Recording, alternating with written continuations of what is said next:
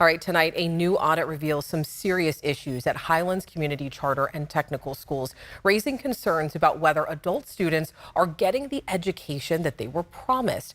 Now, this audit was prompted by ABC 10's two-year investigation. The school district that conducted the audit and is supposed to provide oversight to Highlands gets millions of dollars from the school for authorizer fees. Many question whether this audit can be trusted and say more needs to be done. So I want to go ahead and bring in ABC 10 investigative reporter Andy Judson. She joins us now with more. Yeah, Alex, the audit released today backs up concerns uncovered in our investigation, the Wild West of Education, raised by more than 40 current and former Highlands employees.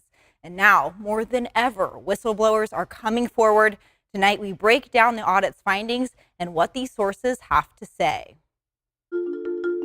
This feels like a mess. Errors and confusion in taking attendance. Everyone's coming up with their own rules just to keep themselves sane. Employees not properly trained or credentialed. So does that mean that 100 days the student went to class, they weren't being taught by a credentialed teacher? Absolutely. Massive class sizes, some rosters exceeding 400 students. These are all findings from an audit released Monday that reviewed the operations of Highlands, an adult charter school for in-person and online learning, and the focus of ABC 10's investigation, the Wild West of Education. It's concerning but not surprising, former employees and students say.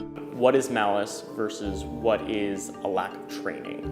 The audit confirms allegations employees have been bringing to ABC 10 for the past 2 years, especially attendance issues. So one of the problems was that you couldn't be sure who was signing in or who was signing in for who. 60% of teachers interviewed by the auditor said they saw students regularly sign in and leave immediately. And if you aren't there for those hours, you shouldn't be getting those funds. Those are the rules. Aguirre says she alerted management of attendance problems in 2016. I knew something was wrong. 9 years later, these issues persist. The audit suggests Highlands likely over-reported attendance as a key reason why. Meanwhile, students have not received the legally required classroom hours. The audit found they were short by over 6,500 minutes. I was next to a teacher who had to frequently leave early, and my students would watch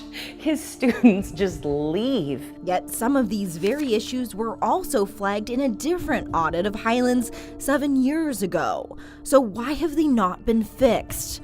Sources say the problem lies with Twin Rivers Unified School District, the entity responsible for overseeing Highlands. A lot of the problems have been about Twin Rivers tolerating, if not being complicit, in Highlands' behavior. Not only does Twin Rivers profit from Highlands, but they also conducted this newly released audit only after ABC 10's reporting pushed them to take action. So can they truly be trusted to hold Highlands accountable? I don't think they can, no.